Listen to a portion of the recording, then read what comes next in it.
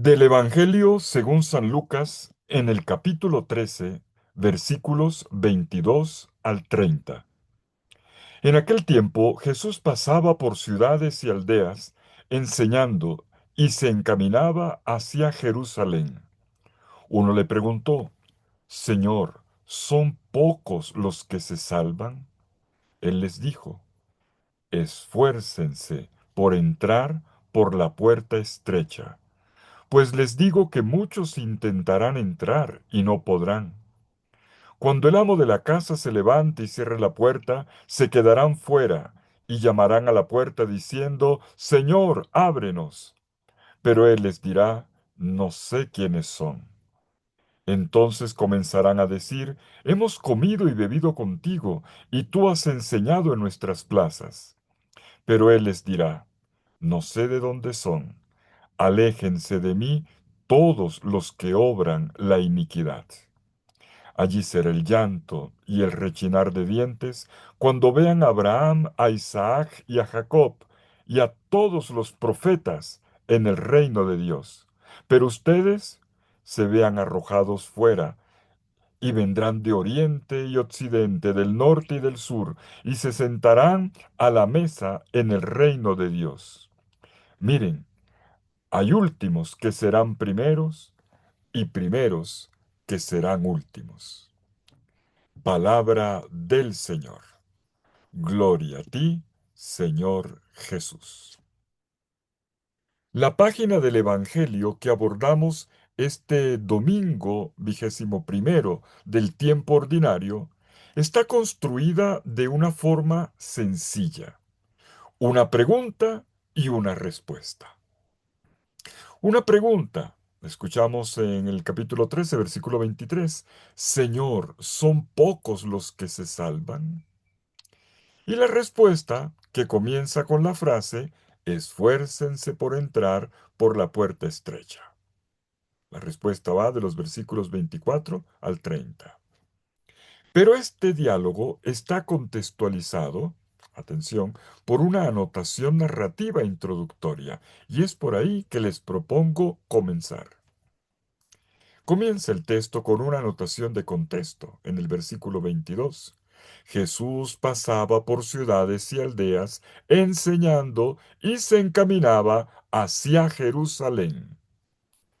El narrador de Lucas nos vuelve a situar en el escenario, que es el camino que Jesús está recorriendo en dirección de Jerusalén.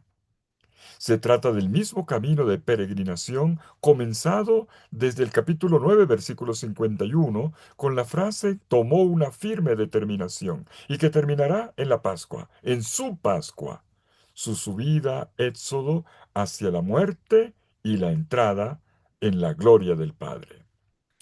Y este sumario inicial no es casual. Hay tres detalles ilustrativos. El primero, estamos ante un indicador de apertura de una nueva etapa en este camino hacia Jerusalén. De hecho, entramos en una nueva sección que terminará en el capítulo 17, versículo 10, donde volveremos a escuchar una frase, una fórmula parecida. El segundo es que hay un verbo que hace notar que Jesús no estaba haciendo un simple viaje, sino que cumplía toda una travesía. Él atravesaba ciudades y aldeas. El verbo utilizado en esta ocasión, diaporeuo, significa caminar a través de. Por lo tanto, Jesús no pasa por un lado, ni tampoco pasa derecho, sino que atraviesa por en medio de conglomerados habitados. Y el tercero es que al hacerlo, Él enseña. Y esto último es lo importante. Estamos ante un conjunto de enseñanzas que ponen de presente una nueva lógica del Evangelio que es mucho más profunda y radical. Se trata de la lógica desconcertante de un vuelco generado por una serie de replanteamientos en los cuales se vislumbra esa salvación que Jesús ha venido a traer al mundo, haciendo presente el reinado de Dios. Como consecuencia, El discipulado implica el aceptar esta lógica. Mejor dicho, el dejarse replantear, convertir en la manera de pensar, de sopesar los valores, de conducir el estilo de vida. Y cuando esto ocurre, es que se empieza a entrar en el ámbito del reinado de Dios. El pasaje desarrolla una de las enseñanzas de este proceso, de este camino. Ahora sí, veamos la pregunta y la respuesta. La pregunta está en el versículo 23 del capítulo 13 de Lucas. Un personaje, del cual se dice simplemente uno, un personaje desconocido, anónimo, le hace a Jesús una pregunta acerca de la salvación. Señor, ¿son pocos los que se salvan? Esta pregunta podría haber sido provocada por lo que el mismo Jesús había dicho un poco antes. Recordemos, por ejemplo, sus duras palabras sobre la cercanía del juicio y de la división que traería en el mundo de la familia, el texto del domingo pasado. Pero también podría tratarse de una inquietud generalizada en el mundo judío de aquella época. Veamos un caso. Para los que pertenecían al movimiento apocalíptico, la respuesta era que la salvación solo sería para un puñadito de gente, para unos cuantos, unos pocos.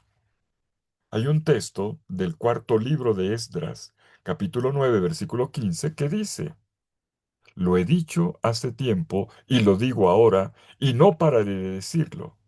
Los que perecen son más numerosos que aquellos que son salvados. Cierro comillas. Y hay más. Según ellos, dentro de esos pocos, solo cabrían los del pueblo de Israel. No habría espacio para los paganos, a quienes por el solo hecho de no ser israelitas, ya se les consideraba pecadores, pues ahora excluidos de la salvación. Ahora bien, volviendo al texto, además del contenido de la pregunta, es interesante notar la manera como está siendo formulada. Nos recuerda aquella otra que hizo aquel maestro de la ley sobre cómo era que se podría heredar la vida eterna, y cuya respuesta por parte de Jesús fue la parábola del buen samaritano. Esto está en Lucas 10, 25 al 37, que también hemos leído previamente en los domingos. Pues bien, la estructura del texto de este domingo es parecida. Una pregunta y una respuesta. O mejor, una pregunta y una respuesta con una parábola. Detengámonos ahora en la respuesta de Jesús acompañada de una parábola. La respuesta de Jesús, que nos lleva de los versículos 24 al 30, es sorprendente por diversas razones. La primera, porque Jesús no responde directamente, sino que lleva la discusión a otro nivel. Y es oportuno que lo notemos. La respuesta de Jesús se juega sobre una no respuesta a la pregunta. La segunda, porque Jesús cambia de tonalidad. Ante una pregunta académica, Jesús responde con una interpelación personal, pasando de la tercera a la segunda persona, al ustedes. Y del plano teórico que indagaba sobre la cantidad de los salvados, Jesús desciende al nivel existencial y a la manera de vivir. Jesús no dice cuántos son los que se salvan. Jesús no se sitúa en un plano especulativo, de carácter calculístico, sino en el campo eminentemente práctico. Comienza con una exhortación sobre el empeño que cada persona tendría que hacer por su propia salvación. Y esto lo amplía enseguida con una parábola que pone al oyente a reflexionar, con el fin de que tome la mejor decisión. Además, en tercer lugar, la respuesta es sorprendente porque se vale de dos aspectos de la misma imagen de la puerta. Primero, se vale de la imagen de la puerta estrecha, versículo 24. y luego de la puerta cerrada, versículos 25 al 30. Cada una de estas imágenes, puerta estrecha, puerta cerrada, presupone la antítesis, estrecha, amplia, cerrada, abierta. Son imágenes que estimulan la imaginación del lector. De esta manera Jesús enseña que no basta con pertenecer a un determinado grupo, como tampoco bastará con el haber comido en su mesa o el conocer simplemente su doctrina para poder ser salvos. ¿Qué es lo que se requiere entonces? Bueno, sigamos la ruta de las imágenes de la puerta estrecha y de la puerta cerrada para entenderlo. Primero, la puerta estrecha. Versículo 24. Esfuércense por entrar por la puerta estrecha, porque les digo que muchos intentarán entrar y no podrán. El énfasis recae en el verbo esforzarse. En griego tenemos el verbo agonizo, que literalmente significa luchar, combatir, emplear todas las energías para lograr algo. En el contexto, se trata de una descarga total de energía, de un esfuerzo incluso violento para tener parte en el reino de Dios, como se dirá en Lucas 16:16. Y esto porque la puerta estrecha eh, requiere de empeño. Eso es lo que quiere decir puerta estrecha. Que requiere de un compromiso, de un esfuerzo, de un empeño de mi parte. Y este llamado de atención no es extraño en la predicación de Jesús. Él ya había venido hablando de los esfuerzos requeridos por el discipulado, como cuando, por ejemplo, hizo un fuerte llamado a la conversión en 13:1 al 9, o como cuando pidió radicalidad en el seguimiento a candidatos al discipulado en 9:23-27, o como cuando le pidió a sus seguidores la disposición para la renuncia en Lucas 12:33-34.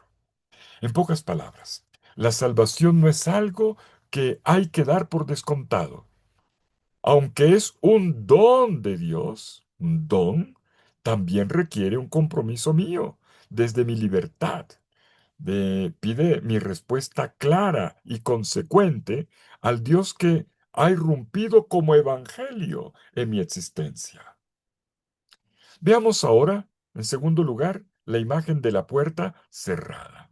Esta es la parte que más se desarrolla en nuestro texto, en la parábola. Después de la exhortación, Jesús sigue entonces aquí con la parábola que pone ante los ojos nuestros una puerta cerrada.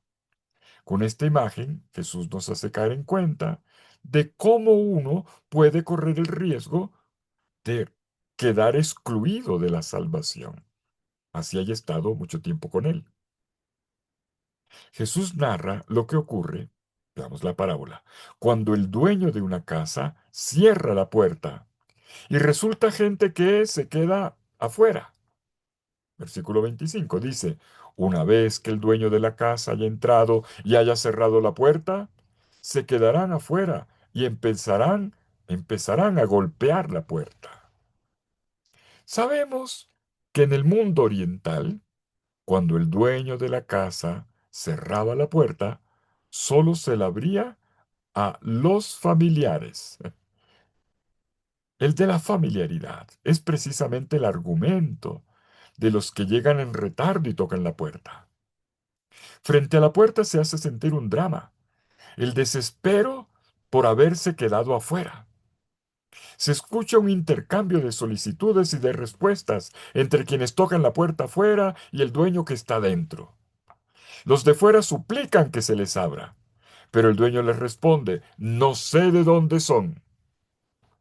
Y luego, en los versículos 26 y 27, el diálogo se eleva aún más, a otro nivel, al exponer una situación hipotética que empeora el drama.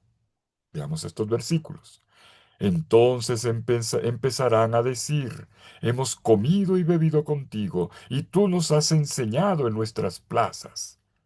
Pero él les dirá, no sé de dónde son, apártense de mí todos los generadores de injusticia. El argumento dado para que se abra la puerta Es el de la comunión de mesa y de enseñanza. Dos formas básicas de la familiaridad, la palabra y el pan. Se hace referencia a la mesa compartida en un banquete familiar. Hemos comido y bebido contigo, la cual es imagen de amistad, de comunión. Y en términos parecidos se da la relación discípulo-maestro. Tú nos has enseñado en nuestras plazas, le dicen. En cuanto a la primera, las escenas de banquete son bien conocidas en el mundo bíblico. La encontramos, por ejemplo, en Isaías, Isaías 25:6, donde dice, el Señor de los ejércitos ofrecerá a todos los pueblos en este monte un banquete de sabrosos manjares, un banquete de vinos añejos, manjares suculentos y vinos exquisitos.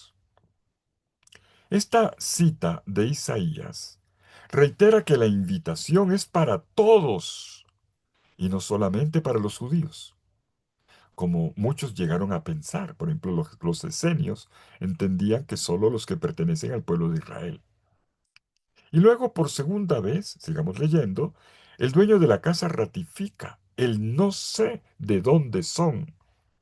No reconoce la familiaridad con él que ellos pretenden argumentar. Analicemos. La parábola plantea aquí un punto delicado. ¿Quiénes son los excluidos? ¿Y por qué se quedan fuera? Y más aún, ¿por qué podemos deducir la respuesta de las duras frases del dueño de la casa? No sé de dónde son y del apártense de mí, generadores de injusticia. A este punto podemos ver ya hacia dónde es que apunta la enseñanza de este Evangelio de hoy. Jesús se identifica con el dueño de la casa, el que tiene la capacidad para decir quién es el que tiene real familiaridad con él y quién no. En este sentido, él es el juez de los tiempos definitivos. Por otra parte, los que tocan la puerta y se quedan fuera son los discípulos. Ellos conocen su enseñanza, ellos comparten su mesa, pero resulta que se quedan fuera. Y aquí hay otro detalle, porque hicieron cosas por Dios, pero no por los hermanos. Peor aún, porque son acusados por su mismo Señor de un comportamiento que es calificado de injusticia. Y aquí la injusticia aludida es la que se define desde los mismos parámetros del Evangelio, porque no han sido fieles a la ley, según la manera como Jesús la redefinió ante el maestro de la ley en la parábola del buen samaritano. El reconocimiento que da acceso a la comunión con Dios en su mesa está, por lo tanto, en la justicia, la práctica de la justicia. Dios no nos reconoce por nuestras fórmulas doctrinales bien dichas, ni solamente por los ritos de la liturgia o por los símbolos, sino porque tenemos las manos de la justicia. Él nos reconoce no por las cosas que hagamos por Él, sino por las que hacemos junto con Él a favor de los demás. No sé de dónde son, dice dos veces. Es como si Él dijera, su forma de ver a los demás es, está muy lejos de la mía. Ustedes son de un mundo diferente al mío. Hablan tanto de Dios, pero se portan de manera tan distinta. Estamos, por lo tanto, ante una advertencia que se aplica no solamente a los discípulos de Jesús de ese momento, sino a los discípulos de todos los tiempos. No sé de dónde son ustedes. Es como si dijese, han estado cerca de mí, han tratado conmigo, pero se comportan como extraños. Todos sentimos con dolor esta acusación de la gente. Miren, van a la iglesia, pero salen peores que los demás. ¿Han escuchado eso alguna vez? En otras palabras, el haber estado allí no implica necesariamente el que se haya tomado uno en serio el Evangelio del Señor. De poco sirve sentarse a la mesa del banquete con Él, escuchar su palabra y hasta emocionarse en la oración, si al final todo se queda por ahí mismo, si no hay conversión, si no desemboca en una vida transformada. La palabra del Señor se hace verdadera solo cuando se hace carne y sangre en la propia vida. La medida definitiva de la verdad es la misma vida. ¿Qué pasa entonces? Llegamos a un tercer nivel del drama. Los excluidos no podrán más que lamentarse cuando entrevean a distancia el banquete que se han perdido porque no fueron admitidos. Dice el versículo 28, allí será el llanto y el rechinar de dientes cuando vean a Abraham, a Isaac y a Jacob y a todos los profetas en el reino de Dios, pero ustedes se vean arrojados fuera. El llanto y el crujir de dientes son imágenes un tanto exageradas, hiperbólicas, pero están puestas aquí para hacer sentir la agudeza del dolor. Expresan la frustración de una persona cuando cae en cuenta de algo maravilloso que se ha perdido por no haber pensado bien las cosas antes. ¿Y qué se entrevé? Versículo 29. Y vendrán de oriente y occidente, del norte y del sur, y se sentarán a la mesa en el reino de Dios. Pues se entrevé un esplendoroso convivio lamentablemente perdido. Es el banquete con los patriarcas y los profetas, imagen de la dicha definitiva de la que hablaba Isaías 25, 6 al 8, y en el que aparecen presentes las naciones del mundo entero.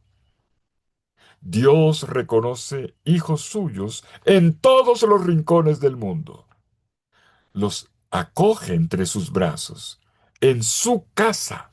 Los envuelve con la premura de su cuidado. Jesús va en la línea de lo que Juan Bautista ya había profetizado al comienzo de este Evangelio de Lucas, que no por el hecho de pertenecer al pueblo de Abraham ya se obtiene automáticamente la salvación, ya lo había dicho, que no es el carnet de afiliación a un grupo religioso, sino el comportamiento de uno lo que es decisivo para la salvación. Y por eso mismo, escuchen la conclusión, versículo 30, hay muchos que serán primeros y primeros que serán últimos. Y con esta frase Jesús cierra la enseñanza. Este viraje, primeros y últimos, como dicho conclusivo, pone en primer plano un principio muy apreciado por el Evangelio de Lucas: el viraje, la inversión de situaciones, más aún, el vuelco de los destinos. Desde la conclusión podemos releer el pasaje entero. Entendemos entonces, uno, que cuando del reino se trata, no se entra automáticamente, y que quien pretenda entrar solo apoyado en una credencial de identidad grupal, pues no entra. Dos, que la puerta no la abre uno, sino que es abierta desde dentro por otro. ¿Por quién? Por Dios. Él es quien lo concede. Tercero, tres, que entrará gente que pensábamos que se iba a quedar afuera, incluso del este y del oeste, del norte y del sur, de lejos, gente que no era de mi grupo. Cuarto, cuatro, que solo al final se podrá tener una idea de cuántos y quiénes serán los que se salven, no siendo importante ahora la cuestión del número, sino la del criterio para determinarlo. Lo que hará la diferencia será el vivir o no según la enseñanza de Jesús en el Evangelio. Terminemos. Veamos la lección. ¿Son pocos o muchos los que se salvan? Jesús al final no responde. No responde dando el número de los salvados, pero sí responde dando las modalidades que se requieren para ello, dando una fuerte proyección de cuál es la ruta de la salvación. Dice la puerta estrecha, pero no porque guste de fatigas o de sacrificios exagerados de parte nuestra, sino porque la conversión siempre requiere la tenacidad del compromiso. La puerta es estrecha, sí, pero abierta, abierta. Es más, en este momento está abierta. Jesús no estaba remitiendo aún más allá, sino dando un indicador de posibilidad de futuro, porque la salvación comienza aquí y ahora. La puerta es estrecha, sí, pero es hermosa. Por ella se filtran los cantos de la celebración, de la fiesta, de una sala poblada por un torbellino de llegadas, de colores, de culturas, de orígenes diferentes. Un mundo donde los hombres y mujeres por fin se hacen hermanos, sin divisiones. La puerta está abierta y se espera que todos podamos entrar a esa gran comunidad de hermanos que vienen de todos los puntos cardinales y que no llegan porque sean mejores que nosotros, sino porque han acogido a Dios de mil formas diversas, porque se han comprometido. Salvación es acoger a Dios en mí para ser como Él, para que crezca en mí, Él, el Señor, y es así como llego a la plenitud de mi existencia. La fe auténtica desciende en lo más profundo del ser, allí donde nacen las acciones, los pensamientos, los sueños. Y desde esta profundidad es que brota una fuerza que plasma la vida entera, todas las relaciones. Porque las cosas de Dios y las cosas del hombre son indisolubles. Salvación es un mundo más bello, más humano, donde los constructores de paz, donde la gente de corazón limpio, siempre honesta, donde la gente de corazón grande que se echa al hermano herido al hombro, donde aquel que hace la vida de todos los días más bella, más plena, más alegre, porque respira el perfume del Evangelio. Eso es la salvación. Pues sí, hay salvación cuando acojo a Dios dentro de mí. Un Dios que entra y me transforma, que cambia mis pensamientos, emociones, palabras y gestos. Un Dios que me da sus ojos y un pedacito de su corazón. Un Dios de misericordia que me enseña gestos de misericordia. Un Dios de acogida que me enseña gestos de acogida y de comunión con el diferente y hasta con aquel que ya no puedo más. Y Él buscará eso mismo en mí en el último día. Y encontrándolo, me abrirá la puerta. ¡Feliz domingo!